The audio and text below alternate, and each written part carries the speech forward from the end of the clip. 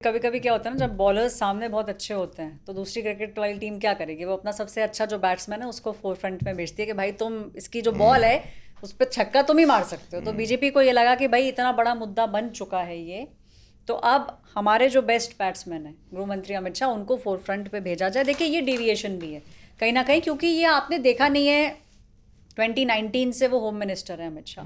आप नहीं देखते हैं कि इस तरीके से वो सिंगल कैमरा बाइट्स या किसी एक स्पेसिफिक मुद्दे पे वो बात कर रहे हो, लेकिन 15 दिनों के अंदर 2 बार ऐसा हुआ है। उन्होंने पार्लियामेंट के अंदर भी बात अपनी रखी कि भाई मैं बोलना चाहता हूँ, विपक्ष मुझे बोलने नहीं दे रहा है। उन्होंने इस पे भी, वंदे मातरम पे भी अपनी बात सामने रखी।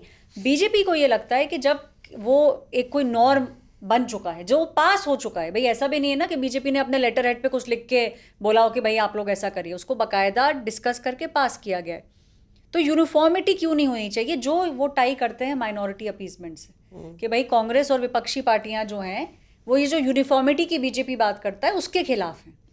उन्होंने इसको जोड़ दिया पार्टीशन से कि आप उस समय भी तैयार नहीं थे कि यूनिफॉर्मिटी हो कि 2 डिफरेंट आइडियोलॉजीज हैं। तो गृह मंत्री को भेजने का जो बीजेपी, जो मुझे समझ आता है बीजेपी का जो वो था कि भाई अपने सबसे मुखर बैट्समैन को जो है हम सबसे आगे रखें, क्योंकि कहीं ना कहीं विपक्ष एकजुट होता हुआ और कांग्रेस कहीं ना कहीं काफ़ी हद तक अपनी बात लोगों तक पहुंचा पा रही है। ये भी कहीं ना कहीं बीजेपी के अंदर है कि हमें जो अपना नैरेटिव है उसको और स्ट्रॉन्ग करना है, हम जो बातें कहना चाहते हैं उसको और मुखर तरीके से इसमें बड़ा इंटरेस्टिंग एंगल है और राहुल उसमें बताएंगे कि इमरान मसूद साहब का बहुत मुखरता से स्पष्ट बयान आ रहा है। अमूमन कांग्रेस चाहेगी कि जब आप मुस्लिम अपीजमेंट की बात बीजेपी करिए, हम totally talking about political warfare, तो जैसे for the Muslim leaders should come up front end aggressively बैठ के हम नहीं गाएंगे और हम ये करेंगे, तो जो ओवैसी वाली लाइन होती है तो वो नहीं करना कि हम लोग अपने नेताओं को पिच कर। पर अब कांग्रेस में एक वो हो गया, पूरा रीथिंक हो गया कि अगर कुछ मुस्लिम वेलफेयर या माइनॉरिटी वेलफेयर की बात है तो हम अटैकिंग मोड में बीजेपी को काउंटर करेंगे अपनी आइडियोलॉजी से। और मुझे लगता है कि समाजवादी पार्टी को थोड़ी रेस्टलेसनेस तो होगी, जिस तरीके से वंदे यूपी का इलेक्शन आ रहा है, वंदे मातरम में जो सोनिया गांधी ने रोका, वो मुझे एक नेता कह रहे थे मैसेजिंग आप देखिए कि वो सेक्युलर प्रिंसिपल्स पे सोनिया गांधी कितनी खड़ी। और राहुल गांधी गए थे इमरान मसूद का करने टिक टैक, राहुल और अमित भी कर रहे हैं। अच्छा, दोनों में लड़ाई नहीं लगा रहे, वहाँ भी लड़ाई नहीं हुई। मैं ये कह रहा हूँ आज हम पीयूष को मिस कर रहे हैं। हाँ, मैं कह रहा हूँ 1 घंटे के अंदर पार्टी के 2 मुस्लिम सांसदों ने बयान दिया। मैं दोनों जगह था। पहले सैयद नासिर हुसैन ने एक बाइट दी इस इशू के ऊपर, और फिर इमरान मसूद ने इसके ऊपर एक बाइट दी। दोनों की आप देखिए बिल्कुल जुदा है जो लाइन है। हालांकि नेता जुदा है कि लाइन जुदा है? लाइन जुदा है, नेता भी जुदा है, और कल्मिनेशन लेकिन एक है, लेकिन अप्रोच अलग है। सैयद नासिर हुसैन ने ये, जैसे मैंने आपको कहा, 1937 कॉन्स्टिट्यूशन असेंबली, हमारे फोर फादर्स, फ्रीडम फाइटर्स, इनका नाम लेकर बोला, और बोला है कि बीजेपी डाइविजनरी टैक्टिक के तौर पर इसको इस्तेमाल कर रही है वंदे मातरम की कंट्रोवर्सी को। इमरान मसूद ने कहा कि ये मेरे धर्म के ऊपर एक असॉल्ट है, वो सीधे रिलीजन पे ले गए। हाँ, उन्होंने कहा कि मैं नहीं गा सकता, एक मुसलमान जो है वो 2 स्टांजा के नीचे, क्योंकि स्तुति है देवी की, वो मैं नहीं कर सकते हम, इसलिए हम इसको नहीं गा सकते। लेकिन उन्होंने एक बात कही जो कि आई थिंक वो भी जानते थे कि इसका बैकलैश आएगा, तो उन्होंने कहा कि जब आप गाएंगे तो मैं 2 तक गा लूंगा, आपके साथ खड़ा हो जाऊंगा, लेकिन गाऊंगा नहीं आगे, नारेबाजी नहीं। हाँ, मतलब तो बट यही तो वो पॉइंट है जो बीजेपी उठाती है, जो आपने अभी बोला, ये एग्जैक्ट यही पॉइंट भारतीय जनता पार्टी उठाती है कि भाई जब आप इंडिया की बात करते हैं, एक किसी यूनिफॉर्मिटी की बात करते हैं, तो फिर एक तबका जो है वो कैसे बाहर आके ये बोल सकता है कि भाई हम ये नहीं करेंगे। नहीं, तो उन्होंने कहा कि हमारे रिलीजन के अगेंस्ट जाता है, हम किसी के सामने बाव नहीं कर सकते, वर्शिप नहीं कर सकते, उसके अंदर 2 स्टैंडर्ड्स के बाद ये तमाम चीज़ें हैं, इसीलिए इसको पहले भी डिसाइड किया गया, उसको पुट टू रेस्ट किया गया कि हम 2 ही गाएंगे। तो ये मैंने क्या कहा, 2 नेता, लेकिन दोनों की अप्रोच आप देखिए, एक फ्रीडम फाइटर और इन तमाम चीज़ों की बात कर रहे, दूसरा वो सीधा अपने रिलीजन को लाकर कि हाँ भी ये, उन्होंने ये भी, मैंने दोबारा ऐड कर रहा हूँ, उन्होंने ये कहा कि अगर आप 6 गा रहे हैं तो मैं 6 में आपके साथ खड़ा हो जाऊंगा, सम्मान के लिए, लेकिन मैं गाऊंगा 2 ही। एक गुफअप की कहानी वैसे मैं बताता हूँ। क्लासिक गुफअप है वंदे मातरम पे कांग्रेस पार्टी का, और एक तरह से ये दोबारा रिपीट हो रहा है, पूरा काल चक्र रिपीट हो रहा है।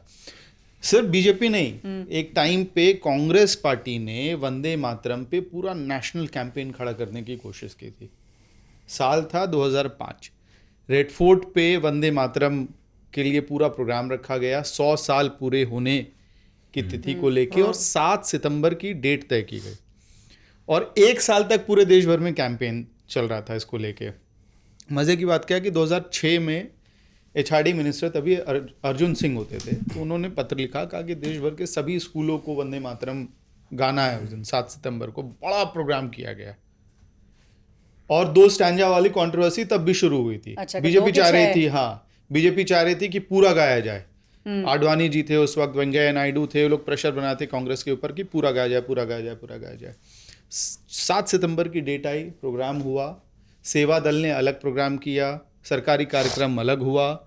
उसके बाद स्टेटमेंट आया, जनार्दन द्विवेदी जनरल सेक्रेटरी होते थे उस समय, कि 7 सितंबर की डेट हमसे भूल हो गई प्रोग्राम होने के बाद। अच्छा, ऐसी कोई डेट है ही नहीं वंदे मातरम से जुड़ी हुई कि आप उसको as a marker date use करोगे कि इस साल 100 साल पूरे हुए हैं। और हिस्टोरिकली ऐसी कोई डेट नहीं है, ना लिखने को लेके है, ना पहली बार गाने को लेके है। तो वो बड़ा क्लासिक कंफ्यूजन था। और इसके बाद हुआ क्या कि 2 फ्रंट्स पे बैकफायर हुआ। एक तो 2 स्टैंजा वाले पे हुआ, मुस्लिम अपीजमेंट का आरोप लगा के बीजेपी निकल गई और नेशनल कैंपेन खड़ा कर दिया। और जो आप नेशनलिज्म का नैरेटिव लेके आगे बढ़ना चाह रहे थे बीजेपी को काउंटर करने के लिए, वो इतनी बड़ी कंट्रोवर्सी में स्पाइरल होके खो गया कि सेम बैकफायर किया जैसे इस वक्त कर रहा है।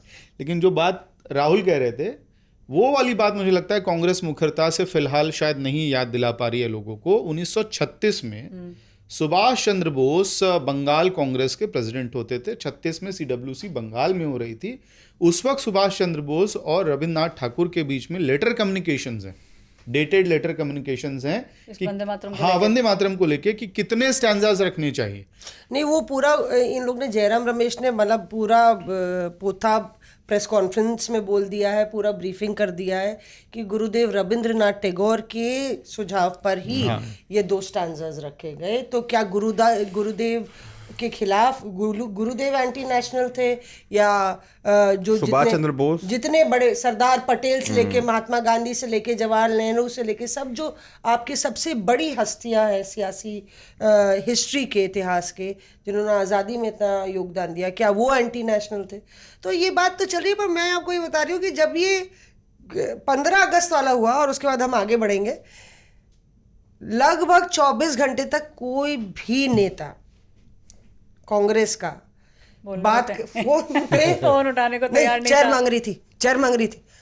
वो तो चेयर मांग रही थी, वो चेयर मांग रही। हमने कहा भाई क्या हो गया, सारा लोग बोल रहे हैं नहीं खड़गे जी के लिए चेयर मांग रही थी। कोई बोला हमको इससे ज्यादा बोलने के लिए मना किया गया है, वो चेयर मांग रही थी। चेयर मांग रही थी मौसमी जी, इससे ज्यादा हम नहीं बोलेंगे, चेयर मांग रही थी। मतलब कि ये गैग ऑर्डर आ गया था कि कोई भी नेता इस पे नहीं बोलेगा। लेकिन सुर्री तो बहुत सारे नेता पहले ही बाइटें दे दिए कि सोनिया गांधी मैडम हम लोग को मना कर रही थी, हम फिर भी गा दिए। Reporters of